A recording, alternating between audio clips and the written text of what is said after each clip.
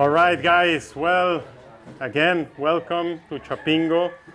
Thanks for coming. It's a pleasure. Some familiar faces, a couple new ones.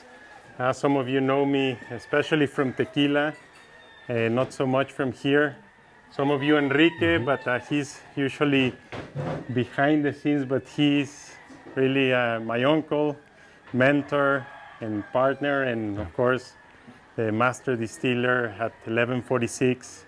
So we'll be jumping into this fascinating subject of maturation, in the context, of course, of this whole week that you've been going around to learn. Of course, of tequila, you're more than experienced, but in this subject of additive-free tequilas, on this kind of category within the category, which I think it's very important, Of course, we all know tequila is having a great moment, but with success, there's always new challenges, So we're gonna try to navigate in this world and go into the details. We didn't want to put a presentation, so we make it more intimate. So please, let's have fun also, as well as learn, and feel free to jump in. We're gonna present a subject, but also we're gonna do an exercise that we were very excited to put together. And we'll try it as we go. It's 4 blocks of 3 samples each, of course, blanco, reposado, añejo, and extra añejo, of different things. We have both finished products that you might recognize from 1146, and some raw products, meaning from like either still strength or from a cask.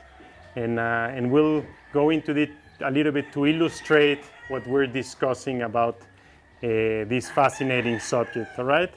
So before I pass the word to Enrique, just in this beautiful aspect of maturation, one would think that we would start talking about barrels and aging and French oak and American oak, which of course it's a really interesting aspect which we will get into. But we want to start by kind of breaking a concept, and to understand that maturation in tequila in particular begins in the fields. When we speak about maturation, especially in tequila, because in other spirits it's a bit different, but in tequila there is a whole world of maturation that starts happening in the fields. We can never forget that tequila, first and foremost, is an agricultural product, and that's our origin. My family, our family in general, has been in the agave business, and in particular Enrique, and this is and my father and Enrique and my senior grandfather, my grandfather.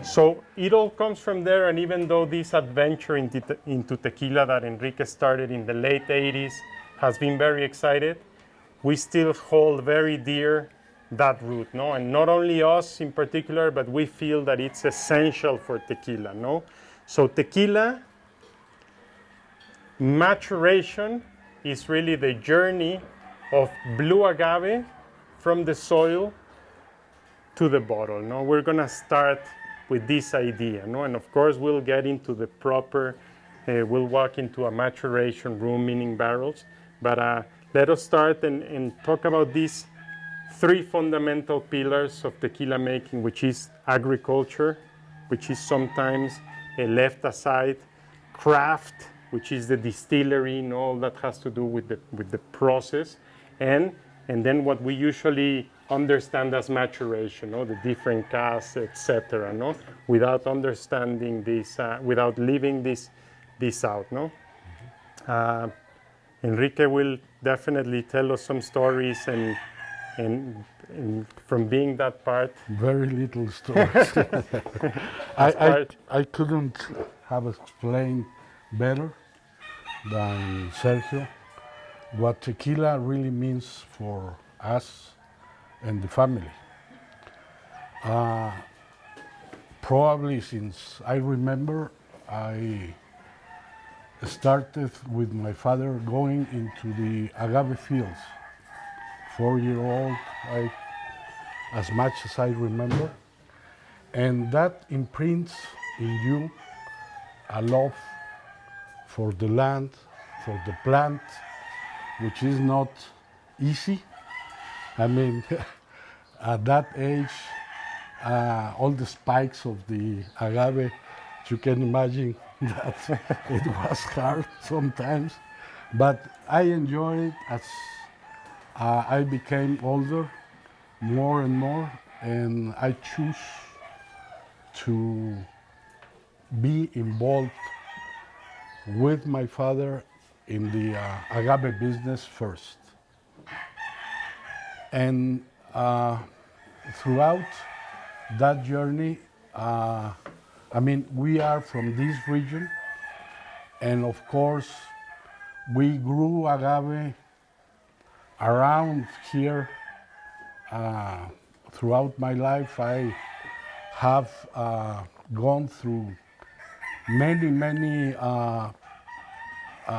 roads, very old, very tiny, very unique places around my hometown.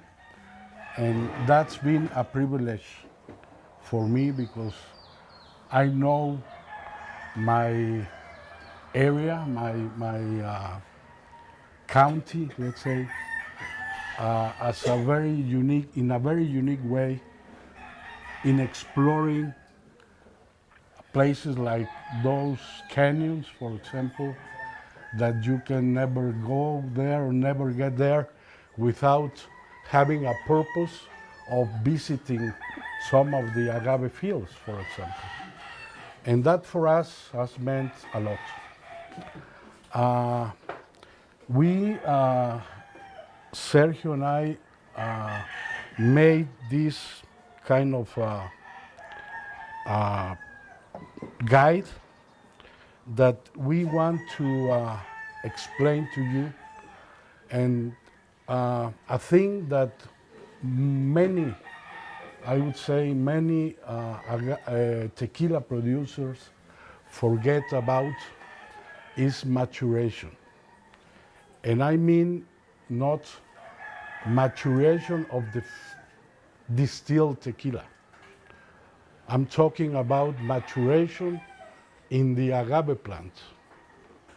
And that issue was one of my father's purpose, that we should always harvest the agave at the right time. I mean, the usual thing to do for lots of the casas tequileras is they go to an agave field. It has, let's say, 5 years, 6 years, and they crop it entirely. They don't choose the mature agave, and that's, I mean, an agave field never matures at the same time.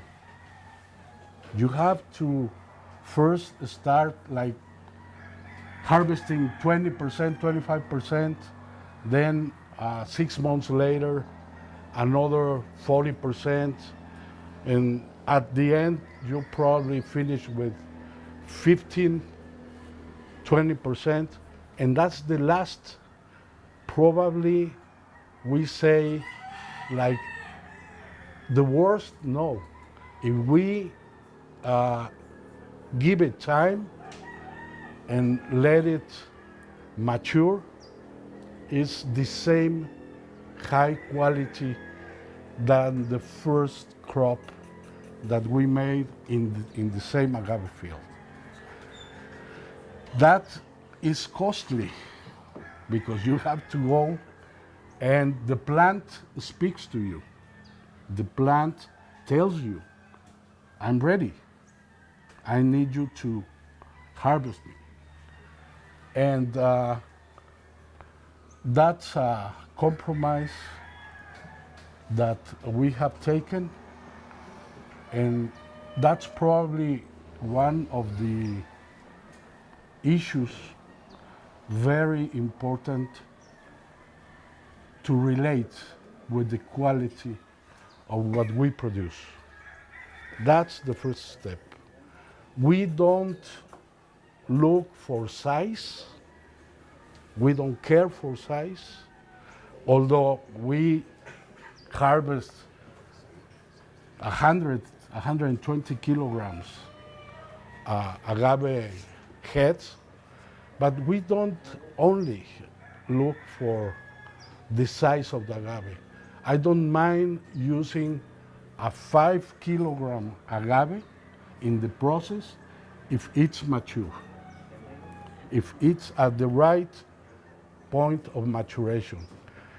And now that, I love wines too, and I've learned that one of the characteristics of a very good special wine is that the grapes should be cropped at the right time. If you don't do that, I don't care if it's the best plot of the land, that year you won't have a very good wine.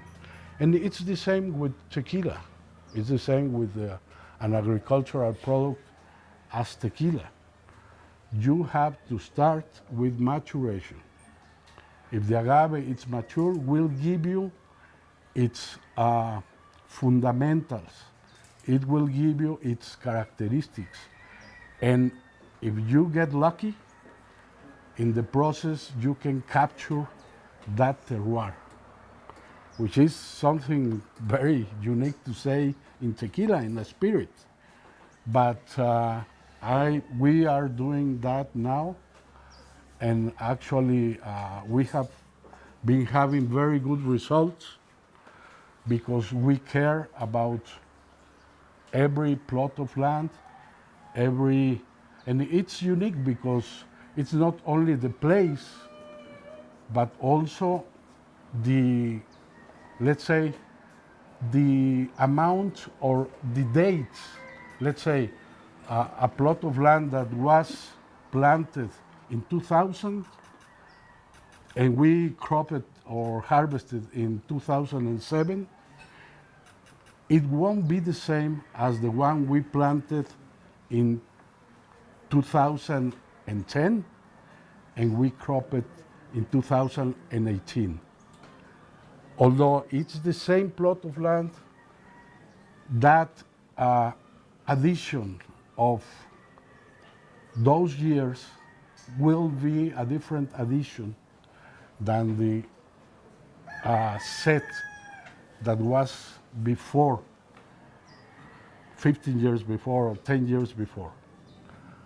It won't rain the same, it won't have the same quantity of humidity, of conditions, climate conditions, and it will give you not a pretty different, but a different product. So we try to respect that and work with that. Nice. So yeah, I'll jump to your question. Just, I think we're gonna continue this subject, and I want to make a parenthesis on what Enrique is saying.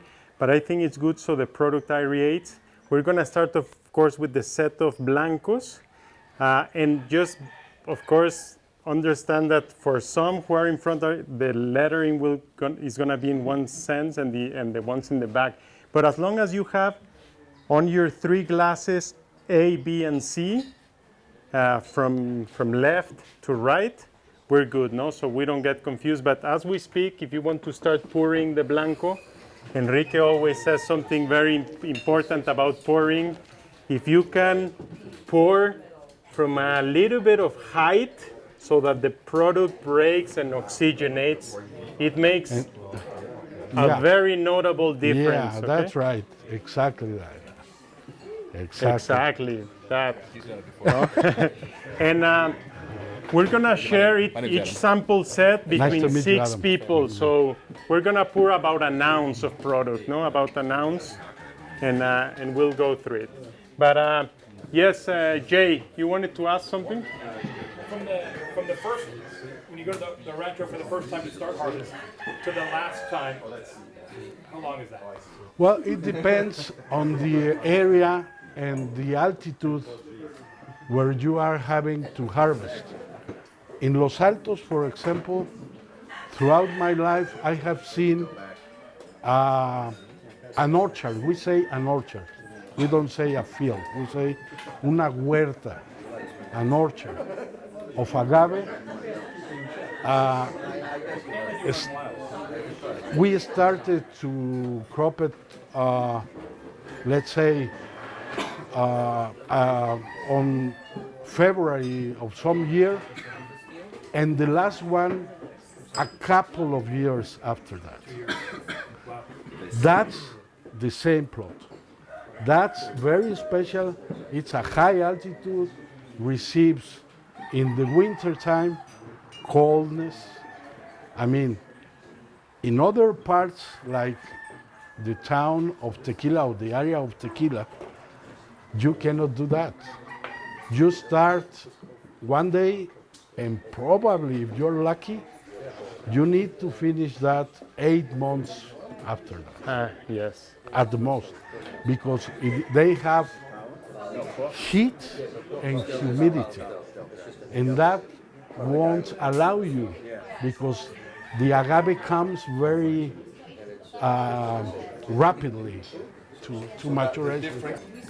All right, guys. Well, we're gonna jump slowly. I mean, this is not intended to be a super formal. It's just to understand things, concepts, but just getting into what Enrique just explained. It is true that tequila, and please correct me if I'm wrong, but tequila has historically been an agro industry. No, there's two parts of the tequila industry. The agricultural part, there's always been agave farmers, and there's always been producers, no? And this interchange has always happened. However, one of the important things with the growth of tequila, of the category, this link, I feel that it's been broken, or as we say, commoditized, no? There used to be an interchange between distillers of who they bought their raw material, no? From produced from. Yeah. In a way, like chefs today, no, we're seeing this movement in gastronomy where the good restaurants have a direct relationship with the growers with the supplier of their produce. Yeah. No, there used to be this synergy, and unfortunately, this link, not in all cases, is broken. No, so agave is treated in a lot of cases as a commodity, and there's, with the growth of tequila, a problematic we're not going to go deep into. It's just to understand this connection with the field. No, there is a lot of young agave being sent into production, but also the problems of monocultives, no, plantations of agave over agave over agave. And this also has to do with the economic level, because, of course, with the big potential that tequila has today, there's a lot of companies and even investment groups that rent land to do agave, to plant agave, do business. And when you're doing it as a business model, and when you're growing to make a good product, it's a completely different story. No, the cycles are different. The points of return. The purpose is different. The purpose is different. No, of course, when you rent land, there's the need or the want to get the most out of it. Heavy use of agrochemicals. No, very different when you own the land. What do you want? That land, that soil gives you agave in 100 years, no?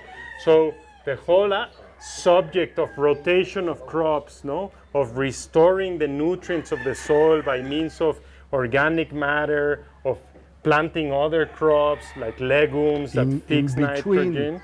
In between agave, in between agave crops.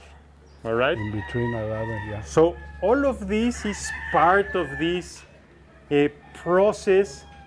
As I was saying before, no, the use of additives, which is the subject of this week, is not a cause in itself. It's a result of something that comes behind, which is this broken chain of production. No, That's why, and it doesn't mean that it cannot be otherwise. There can be a trade of agave, but this, with the dynamics and the rhythms of today and the growth of tequila, is treated, and this is a very important point we're going to make, chronologically, no? So one thing is to grow or mature agave in a chronological way. Today agave is traded by what year it is, no? Was it planted in 2017 or 2018? But the old custom in tequila. How old is it? How old They is say. it? No? How many years? It's How many something- years does it have? Well, it could be an 8-year-old and not mature enough. It's not the age, it's the age. I have seen, and this is true, I have seen once I harvest an orchard just right there on the way down to Ayotlan that was 18 years old. Blue agave. Blue agave. Why? Because it remained forgotten. I mean, the owners never did anything for the agave. And it took 18 years for it to be mature. And in another cases, we have tried some agave crops with the help of some water. And that the agave was not the highest in sugars. It was a middle table, a middle level of the sugars, 22, which is not bad, but it's not good enough. We always try to have 27s, 28s, 30s. And this is ARTs, azúcares reductores totales. Yeah, yeah. And it was not the best, but it was mature in 5 years. Yeah. Over mature in 5 years. So what is best? You have to, and it gave us totally different products. I mean, the flavors in the agave was totally different from the one that took 18 years, for example. So The regular time without pushing the agave to mature, it's about 7 to 8 years. It's about a good time. But now nobody is waiting that to harvest the agave. They try to harvest at 5 years, and they are not harvesting mature agave, normally. all right, to wrap up this, yes, Carla? ¿Usted ha visto algún cambio en cómo crecen los agaves y las propiedades que puede tener un agave según el uso de la tierra? Todavía no llegamos a eso, pero lo que sí sabemos es que si tú trabajas tu tierra correctamente y preservas tu suelo y le agregas abonos orgánicos producidos en tus ranchos o los compras o buenas compostas, el producto es rico no nada más en azúcares, que eso es parte del negocio, pero en sabores. O sea, es un producto que te da un abanico muy grande de sabores. We'll send an email about that later. No, the keywords here are sugars, flavors, no? Two very different things. One is to produce for sugar content and for flavors, no? They're not quite the same, no? Let's understand this concept we spoke about, growing agave in a chronological time or in a physiological time, no? Which is understanding what Enrique was saying before, and he has a phrase that I love that says to make good tequila, you need to walk the fields, no? This, what he was saying about the agave speaking to you, that's a physiological time that is not even across the orchard, no? It's about selecting, no? Selecting. And there used to be a way that agave was traded between these two parts, the farming side, the agricultural part, and the tequila side, which was based on this physiological spectrum, no? Which was basically 5 levels of maturation, no? Right. First of all, tierno, which means unripe, is not ready. Second step is entrado, which literally translates to entered.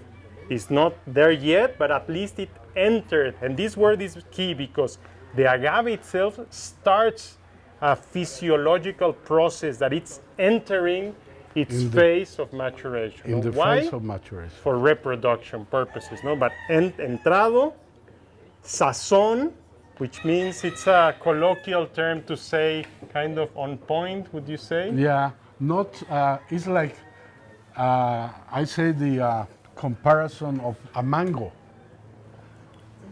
You can eat a mango very mature, or also if you like to eat some mango with tequila, you don't try the mature mango. You try the sazón mango, which is not green, but not mature.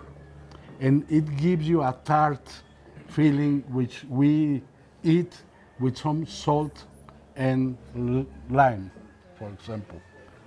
And that's the point of the agave when it's almost getting there, getting to be mature. Yeah. At some point, the norma contained the words Yeah. Well, mature agave was required for production. I was the one that made that entrance in the norm.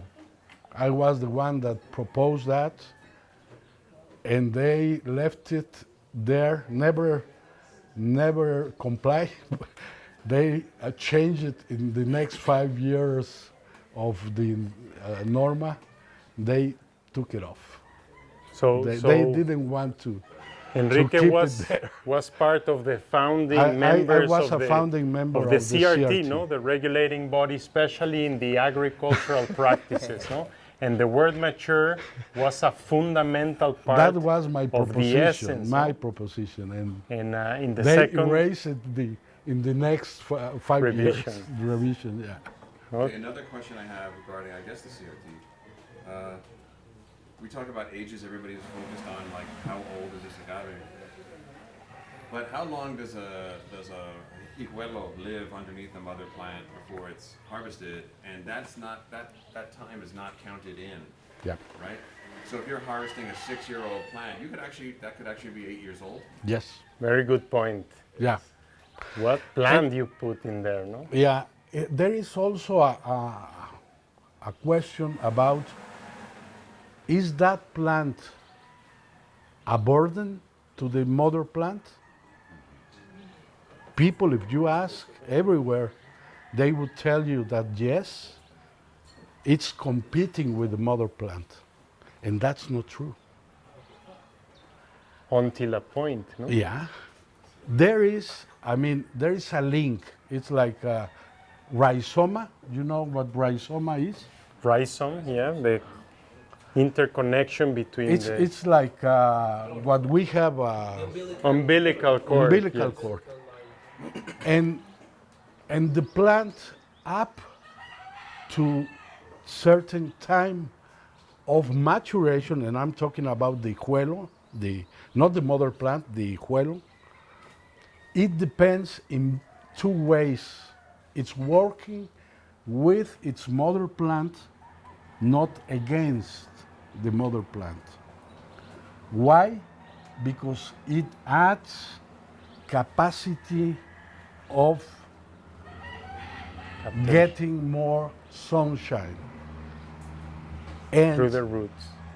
working more As a team superficie in the surface. surface, and they are both of them are going back and forth, working together, up to the point where the cuello creates its own roots, and then it's ready to be taken out.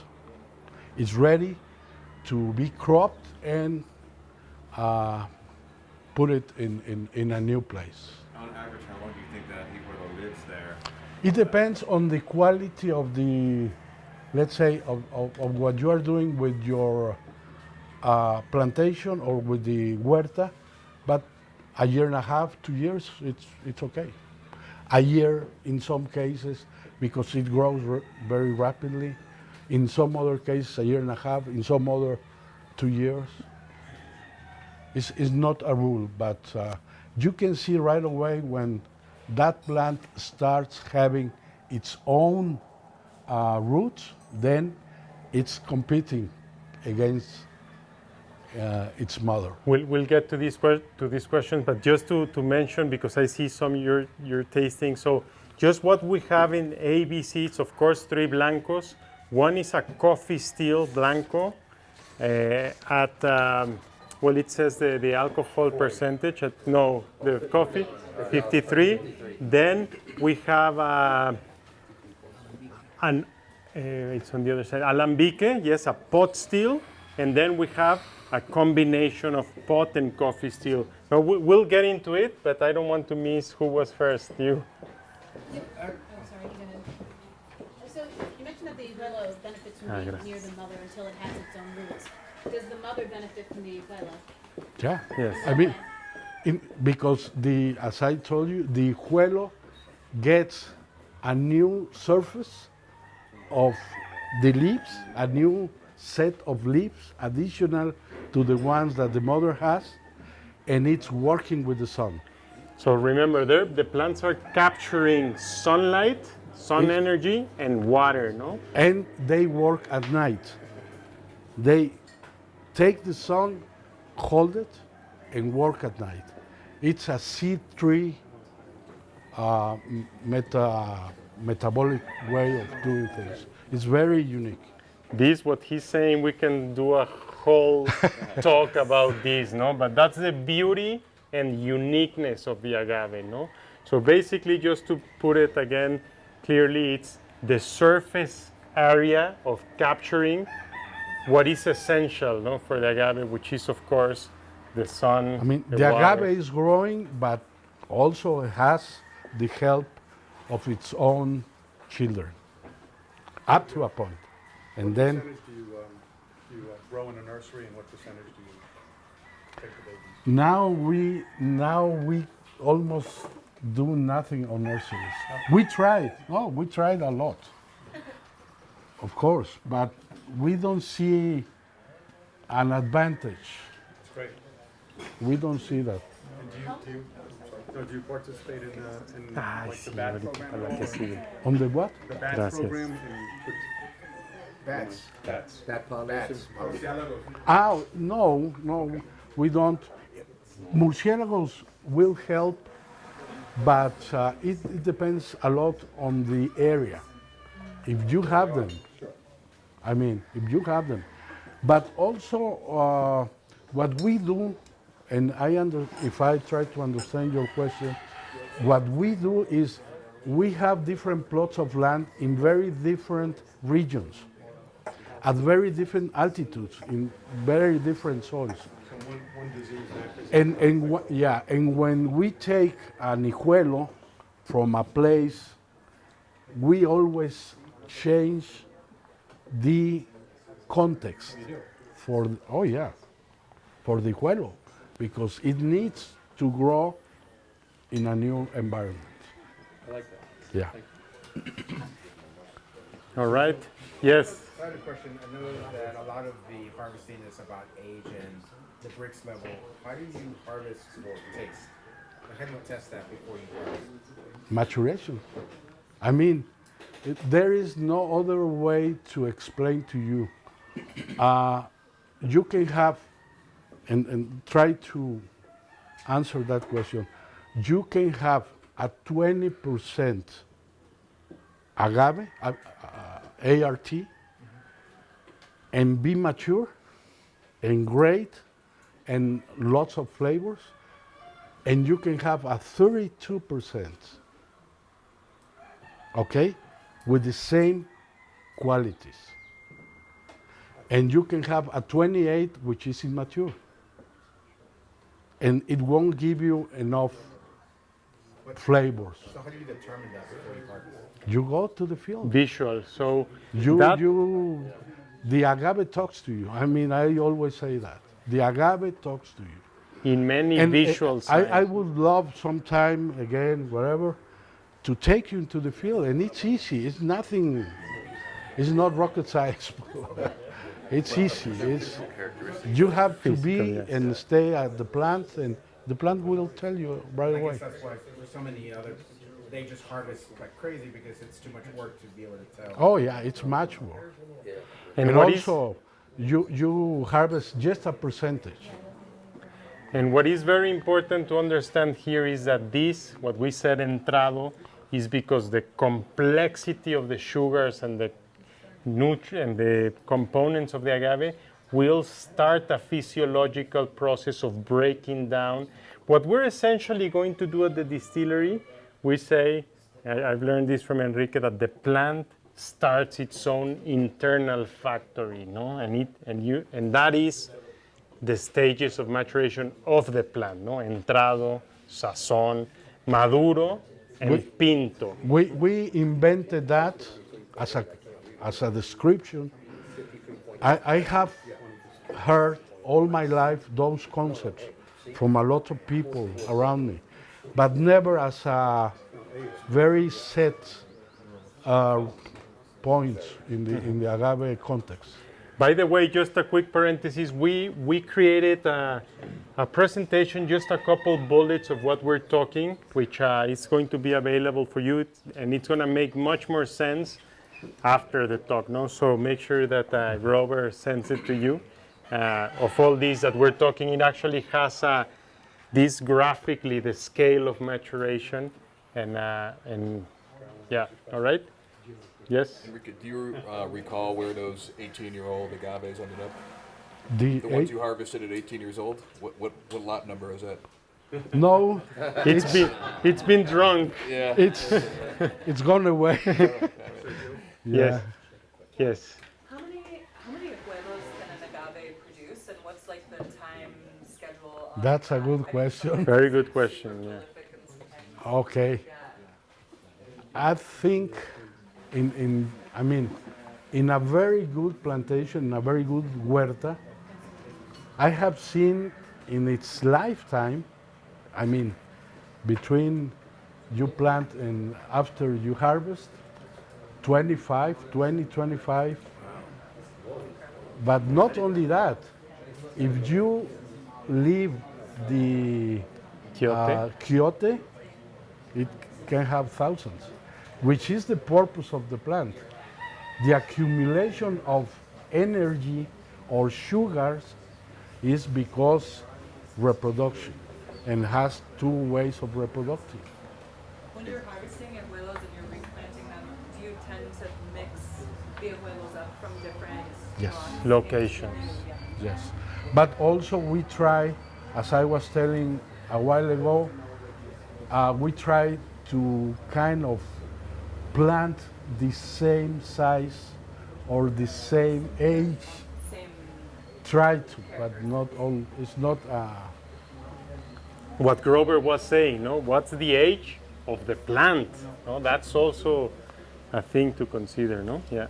Is there a certain percentage that you allow to become mature fully, to bloom and mature and spread their seeds? Well, that happens naturally, ¿no? Un porcentaje que dejas a crecer el hijuelo. No, we don't. We have done it, but it's not for me. It's only needed when I have a superb orchard. Then we do 5%, something like that. And then we are the very small plants that we reproduce in a nursery, but very small quantities.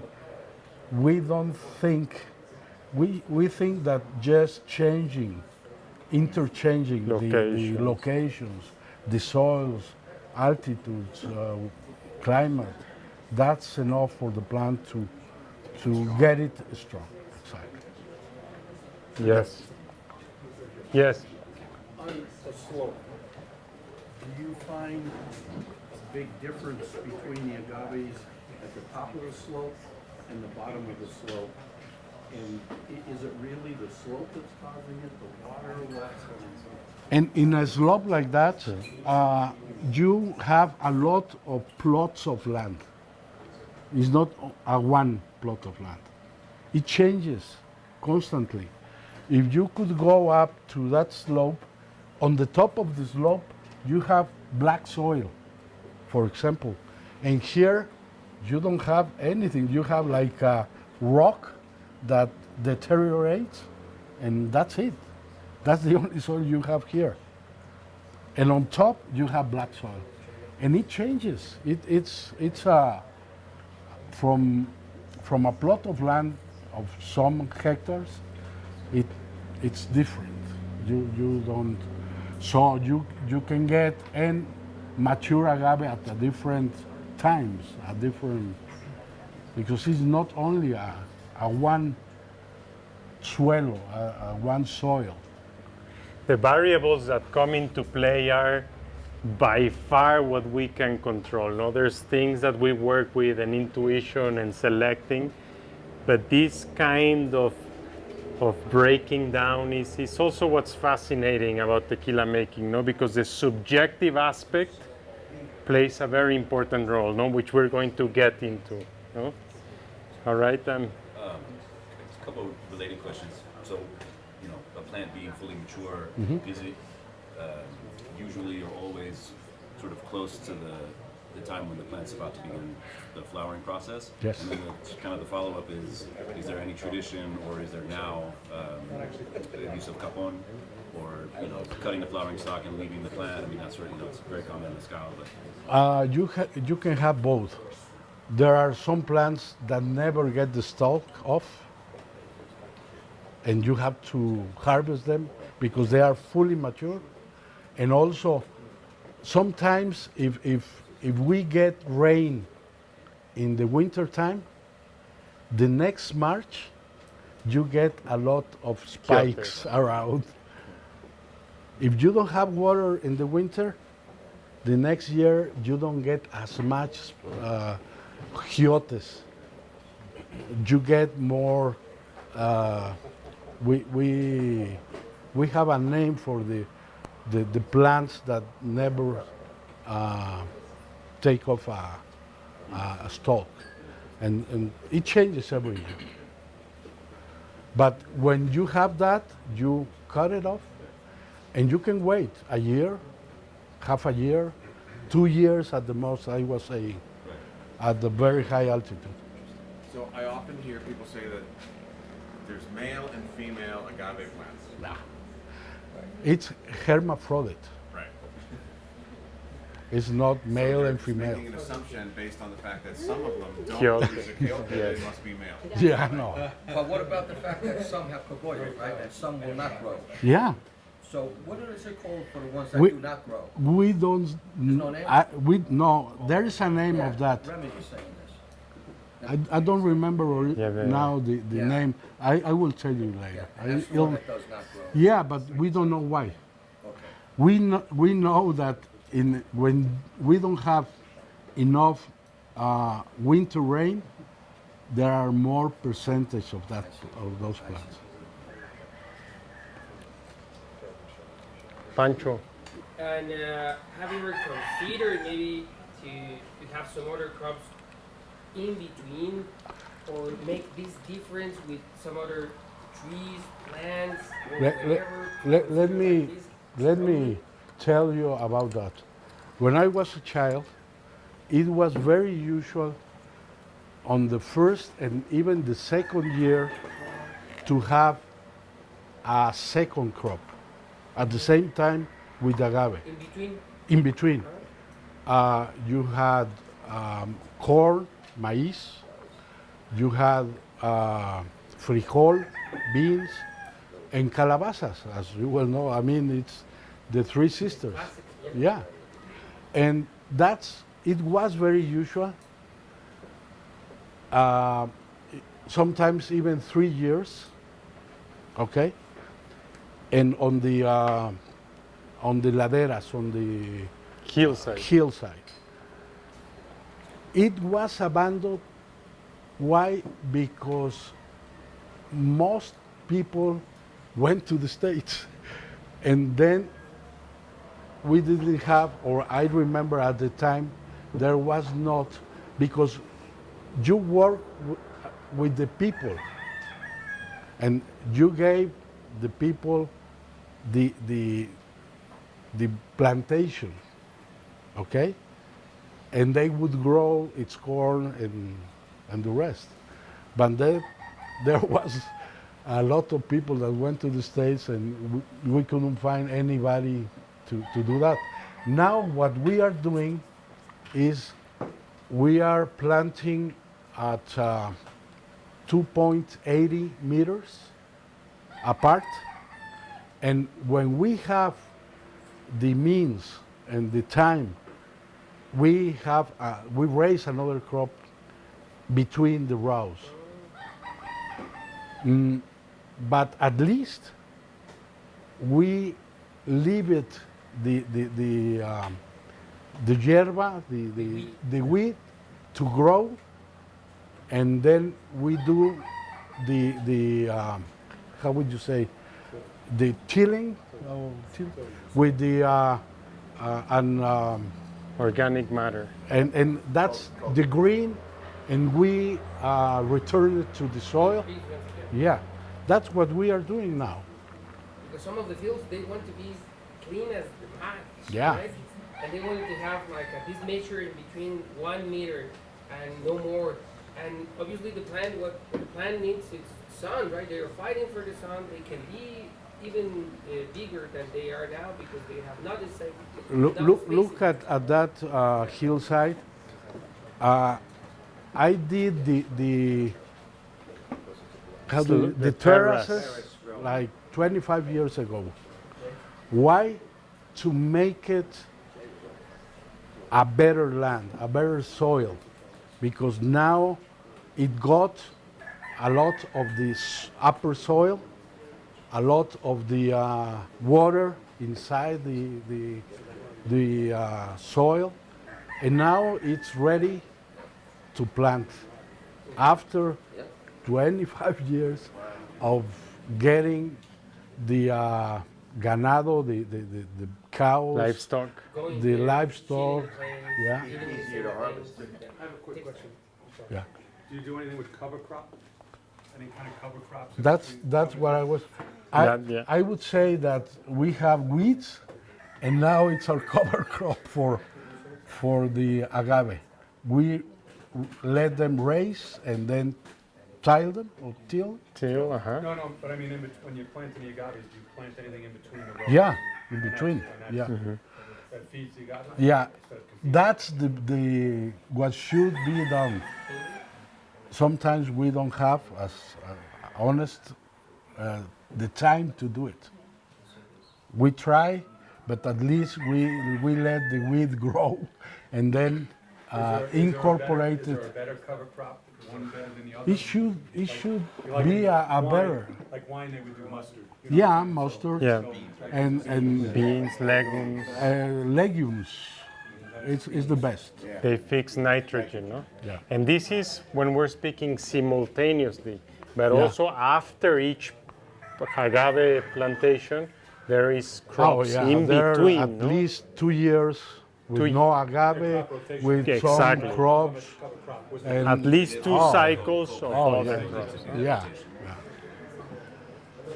Is it fair to say the rhizome shares the exact same genetic material as the mother? Yeah, And then I mean, is there any concern about the risk of everything being identical? No.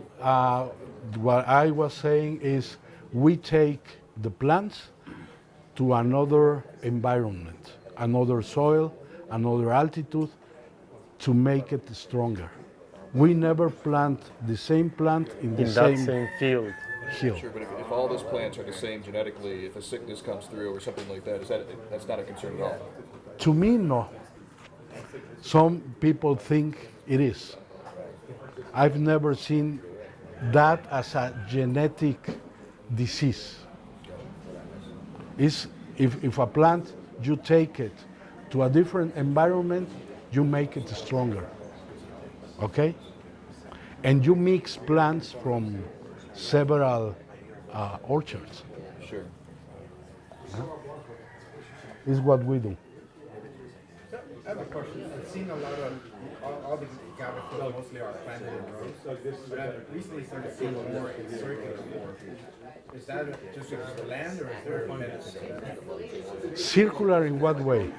The plantations, you mean? Well, sometimes you see circles because it goes with the same level, and that helps you retain soil and water. That's what's called key line. No? That's very good for the agave. Like this, no? Well, this is terraces, no? But it follows the altitude, no? And then you don't drain the soil; doesn't run through. You capture it. No? You capture both water and topsoil. All right. So just so that we jump. We didn't have much time to discuss. I see that you went through. By the way, Enrique, this is ABC. Okay. So this is just to understand distillation. No, we've been talking, of course, about the field, and the most important is what expresses in each glass from where it comes from. No, but we're also playing here with the distillation. No, because there is these beliefs about different kinds of distillation and what you do.